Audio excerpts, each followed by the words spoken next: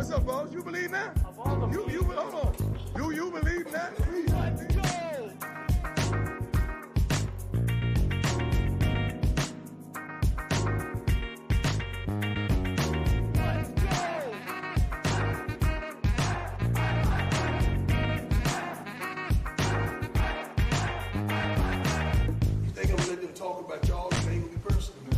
Buff Nation, what is going on? What is going on? I know it's been a little bit since I've done a live, but hopefully you guys are having a wonderful day whenever you're watching this, whenever you're getting to it. Be sure, let me know your thoughts on this news and our other recent commits in the comments. This isn't going to be too long of a live stream. As you guys can probably tell, I have had a busier schedule over the last couple of weeks, but man, I love this. I love this. We are getting another linebacker, baby.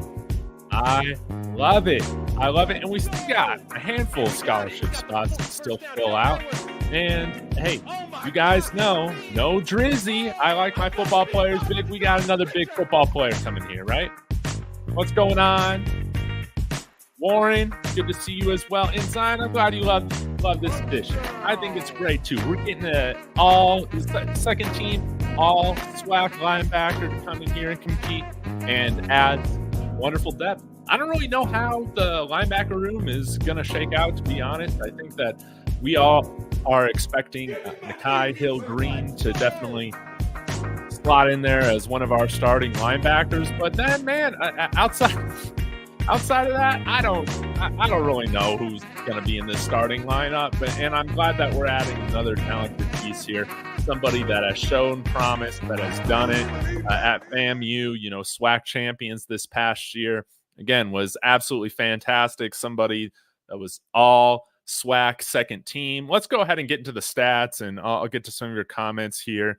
Going to get out of here around 4 probably. So, again, guys, apologize that I've been – man, some of your comments have cracked me up. Apologize I've been a little MIA, but let's go ahead and get to some of the fun stuff, okay? So we got Johnny Chaney Jr. coming here. Maybe you guys can help me out. Does he have any relation to James Chaney? Is he like a nephew or a second cousin, something like that? I really have no idea. But coming over here from FAMU, if he has no connection to James Chaney, our director of player development, I believe is his title, who I think has a son playing at Wisconsin, or maybe he just transferred from Wisconsin. Anyways, we all know that he's got a connection to Devin Rispris, which is fantastic. And 6'2", 230 pounds. I believe he has 2 more years of eligibility, so 2 years to play 2. He has been, and let me try this view. Maybe you guys like this better, right?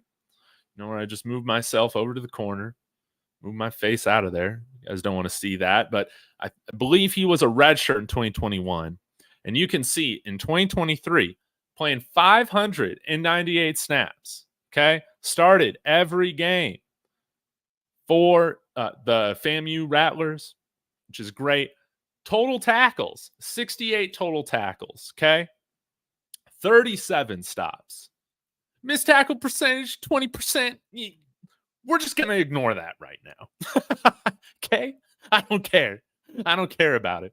But graded out pretty well in coverage, guys. 75.8. That's great. NFL passer rating against him was only 70.4. 3 penalties on the year. Hey, not too bad. And as you can see, mainly just lined up as that box linebacker throughout his time here at FAMU. So unlike a guy, well, I guess not to like really compare, but I imagine he's coming in here with obviously there's going to be an adjustment phase. If I can spit it out, right? An adjustment phase going up from the FCS level now to the Big 12. But I think some things that are going to serve him well is that he's going to be staying at inside linebacker, hopefully, right? Surely we're not going to take this guy and make the same mistake that we made, in my opinion, with Jeremiah Brown.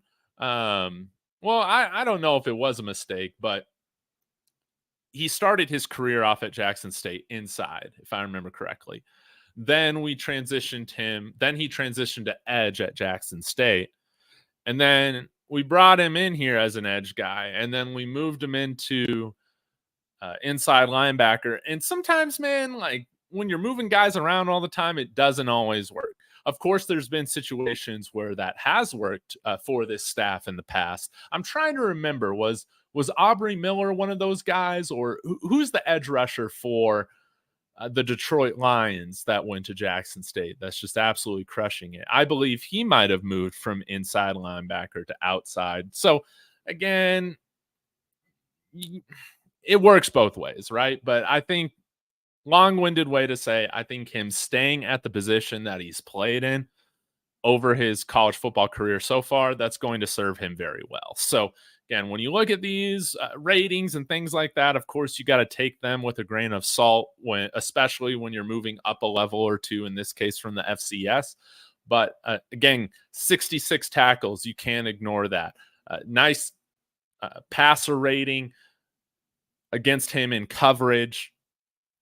And yeah, reception percentage, only 48% of the passes completed against him. I'm going to need to dive into the tape to just see kind of what he looks like, the type of athlete that he is, rather, on film and all of that. But I assume that he was one of the better athletes on the field, just judging by his statistics and his all-conference second-team honors there with the SWAC conference. So the other thing that I love about it, 6'2", 230. So when we take a look at our linebacker room right now, once he's added in here, we have now a handful of guys who are bigger linebackers, okay? So we got, of course, Levante Bentley is 6 foot 230.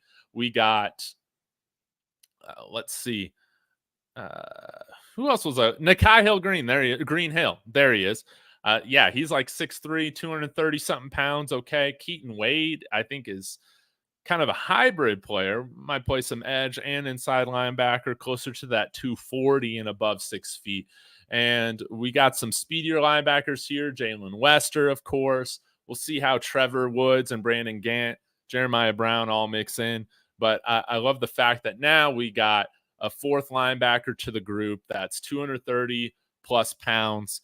That's wonderful, especially with facing some of these Big 12 teams that are going to be, testing us against the run. Testing, are we fortified in the interior of that defensive line? Are we going to be able to stop the run now? We need some guys in there that are going to bang.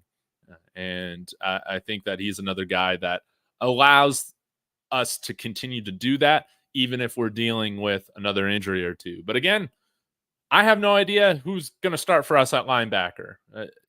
To be honest, I think that Nakai Green Hill is probably one of the favorites. I would assume is going to be one of those starters. But outside of that, guys, I mean, I don't really have an idea. So maybe he's also a starter. I don't really know. But if I had to put my money on it, I think that this is a depth piece. Let's give him some time to adjust to this new level of play. But again, 2 years to play too. Love it. And I love that he's another player joining us over here from FAMU. So let me go ahead and get to some of your comments. But things are, I think things are looking up. I've loved a lot of the additions that we have. I think we got a few more coming to us over the next couple weeks. Thank you for this. James Houston, Jordan Smith, right? Went through a different position change that ended up working out. So that's why you see it. But I think the linebacker room is now, when you're looking at the 2024 season, I think we got enough guys there to where we should feel okay. And especially guys like Brandon Gant coming back from injury that has already been with the team for a year. Again, Jeremiah Brown, he's now had another full year of getting used to this position already being here. So I think that we should see some improvement from him as well. I like that we're bringing guys in that have had a lot of experience playing the position. We'll see how they transition up to playing at the Big 12. I know that Nakai Hill Green was over at Charlotte recently, so this is going to be a step up for him, but he did play at Michigan. I think he was like a part-time player at Michigan, but maybe this transition will be a little bit more smooth for him. We'll just have to see. But you love the fact that not James Chaney, Johnny Chaney is recognized as a second team all-swac. Maybe he can come in and play a nice, at the very minimum, can come and play a nice supporting role for us, just like we saw Roderick Ward. I believe he was a second team, whatever FCS conference he was in, over at Southern Utah. I'm trying to remember what the name of that conference is. But similar type of player, I see it, except he's got 2 years, whereas Roderick Ward just had 1 year. So, yes, Jordan Smith coming in here saying we have enough depth at the edge. I doubt they'll move him totally. I mean, this was still one of the main positions of need for us. And while linebacker is still, I feel like, one of the biggest question marks on the team, when you look at it compared to 3 months ago, I think we feel better about the position. Now, how much of an improvement in play will we see? I don't know, but I don't think it could have been much worse than what we saw last year. And I think, too, let's say we get the same level of play from the linebackers. I think the fact that we should have some better defensive line play, that should benefit the linebackers from the get-go. So that's like bonus points right there. So I think we will see improved play from the linebacker position. I think we have a number of guys now that have had experience that have transitioned over. I said Jeremiah Brown, forgot Trevor Woods. He also now has an offseason to learn this position, which, again, wasn't fair to him last year. But I don't know if he's going to be starting. I really don't know how this whole thing's going to shake out. Thank you for this, Zion. He's not related to Coach Chaney. Thank you. Shank ENT saying, great addition to the team. I feel like they're going to have another rotation in the linebacker room. Don't be surprised if they pick up one more. Absolutely. Absolutely. And we still have, let's see here, we still have 7 scholarship spots available after Cheney Jr.'s put in on here. So, yeah, we could grab another DB. We could grab another right tackle. We could grab another defensive lineman. Okay. We could grab another safety. Maybe we just go get one of each, except wide receiver. We don't need any more wide receivers. I'm fine with that. I know Coach Prime likes to have 15 to 20 on the roster when you include the preferred walk-ons, but there's no need for that. Let's go ahead, get another running back too. Right? Maybe a fullback, right? So we can run some old school I formation. Wouldn't that be kind of cool? Maybe I'm just getting a little ahead of myself here. Yeah. Oh, sweet. I got a super chat. Chairman A, Death. Did you see his tape, Dave? No, you must have come in here after I said, I have not seen this guy's tape at all yet. So I'm giving you my instant reaction. Bentley equals Mr. Bench. Oh, man. So, hey, Chairman A, thank you for the $5 super chat.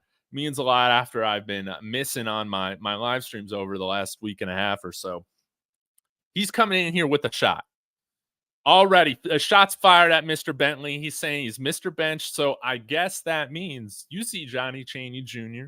as a starter, as a starting linebacker for this guy. Okay. I'm not sure how, and I think he did play some Mike and Will linebacker. So maybe that gives him a little bit of flexibility to start alongside somebody like Nakai Hill-Green as well.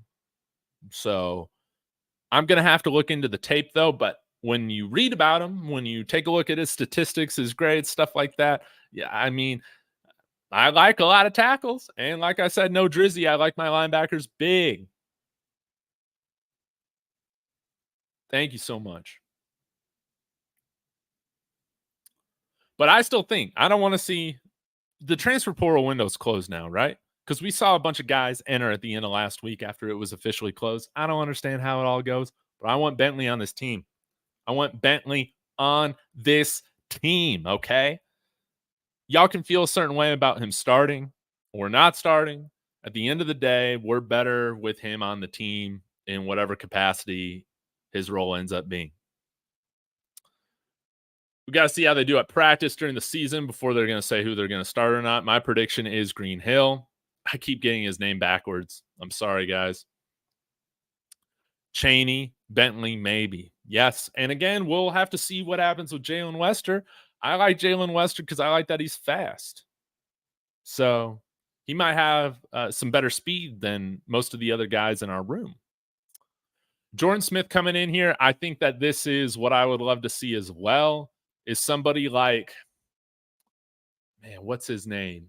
West from Kent State. CJ West. I don't think he's committed anywhere. I think we offered him, right?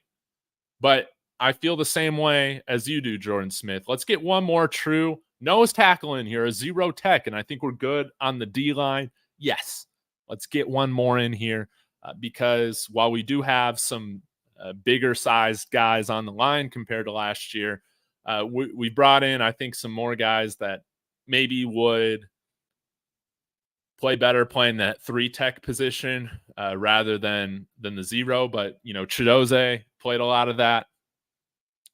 We'll see what happens with Anquin Barnes. But, yeah, I think Ryan Bwell, guys like, I guess Tarian Carter did grade out better playing more of that 0, or maybe that was like a 1. I need to go back and look at Arkansas, but I think he graded out better, at least with how PFF had it, with him lined up in the A gap rather than the B gap. So that's kind of interesting. Tafik Thomas, I don't really have any huge expectations for anything like that. I think that he is more of a lower end on the depth chart type of signing. But again, we still kind of needed some bodies there, even after guys like Chaz Wallace left. We don't want to be in the position where we have to kick Shane Cokes back inside. We don't want to see another year of that, right? So I like the addition of Thomas in that respect, but it would be nice to have another guy that is comfortable playing that 0 tech, especially because we're going to deal with injuries just like every other team is, right? That would be wonderful. I've loved all the additions that we've made on the offensive line. Like, I love that. I feel like we're getting better athletes. I feel like we're getting bigger, stronger guys. Okay. Tackle is still a little bit of a question mark for me. I'm not really sure how that whole thing's going to pan out. Of course, like long-term about Jordan Seaton, I feel fantastic about having him at left tackle, but little unsure of just, as a true freshman, left tackle, you're just going to have your ups and downs. Okay. So we bring in that guy from Michigan State. I'm forgetting about his name already. We have some other guys that were highly recruited coming out of high school that play tackle, but we haven't seen them get on the field yet. And then we got Cleo Benson as well. So I don't really know how the tackle position is going to pan out, but I do feel so much better about our interior line this year. And hopefully we can establish and commit both from a play calling perspective, a run pass ratio, philosophy, all that, to just establishing a little bit more of a run game. Because if you care about Jordan Seaton's development, if you care about guys like Peyton Kirkland and Cleo Benson and these guys taking that step to improve their game, you're not just going to have them pass protect 80% of the time. We can't do that. We can't do that to our line. They have strengths, but I feel like this isn't a perfect line. I think better than what we had last year, but we need to do a better job supporting these guys from a philosophy standpoint. And that's why I want to see an established run game where we can run up the A gap now. We can do that now because we're not throwing 280-pound guys out there playing guard. And let's build the offense off of that. Okay. Byron Wilson coming in here saying we need some big fat ass D linemen. You can never get enough of those guys. And hey, we got 7 more scholarship spots open. So hey, let's get another 3 or 4. I feel the same way.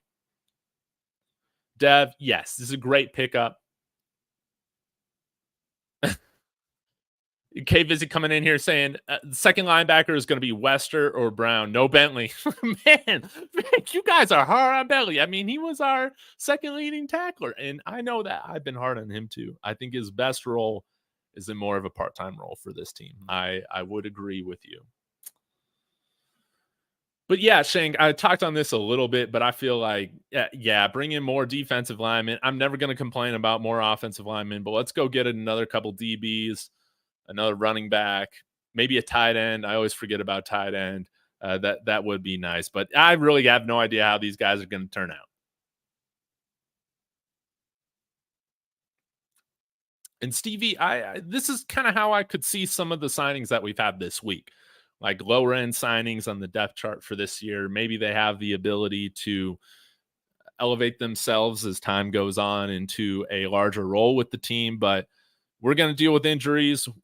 We can't be kicking guys from safety down into linebacker this year. We can't be kicking guys from defensive end to nose tackle this year, that type of thing. So I would agree with you. We need to continue to round out the bottom end of this roster.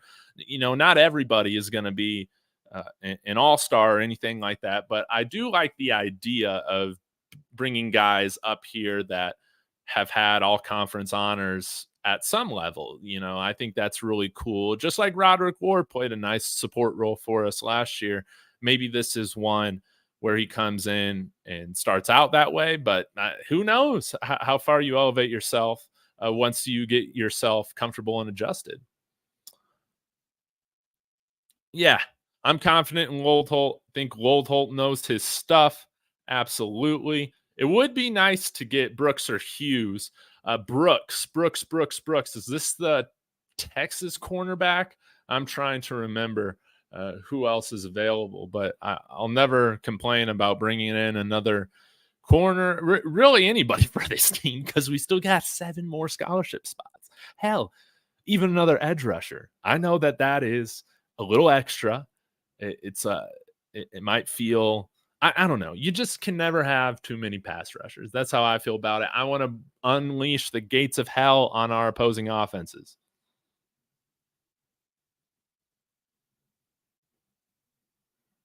I agree with you, Mr. Maurice. If we got Bentley this year off last year's stats, people would be happy.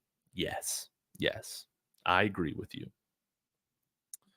Marion Cooper transfer hurt. Yeah, that one was a little bit of a bummer. But sometimes that's what happens when you have a guy, when you ask him to move positions. I think we saw that with Adam Hopkins as well. Probably just wants to go back and play a wide receiver. Has he committed anywhere yet? But Marion Cooper, I think he could play corner for a lot of schools, and you see him back at FSU. So it's funny how this AAU transfer portal stuff works. The way that I'm just trying to look at it is, hey, if you get 2 years out of a player, that's just gravy at this point. That's extra. It's a bonus. We're just going to start with a new team every year. That's kind of how I feel about it. I wouldn't use all my scholarships until the summer. There will be some graduates who are going back to transfer some schools, is my guess. Yes. Do they still have to declare that they're going to enter the portal as a grad transfer? I'm not sure, though. I got to wrap this up here in just a minute, guys. But what I'll say is, hey, fine, let's have 2 or 3 scholarship spots available. But what I don't want to be doing is doing these Rudy tryouts that we did last year for the team, giving some guys some spots. Nah, let's just go get some guys that we know can at least play at a half decent level at this level, and let's just fill out this roster. And maybe we give a scholarship spot to one more walk-on or something like that. It'd be a nice little story. So, all right, guys, appreciate y'all. I'm going to get out of here. I will be back tomorrow, I'm sure. Smash that like on the way out. And again, watching the replay, let me know your thoughts on this. What do you think about this player, if you think he'll be starting or not? But appreciate you guys as always. Go Buffs.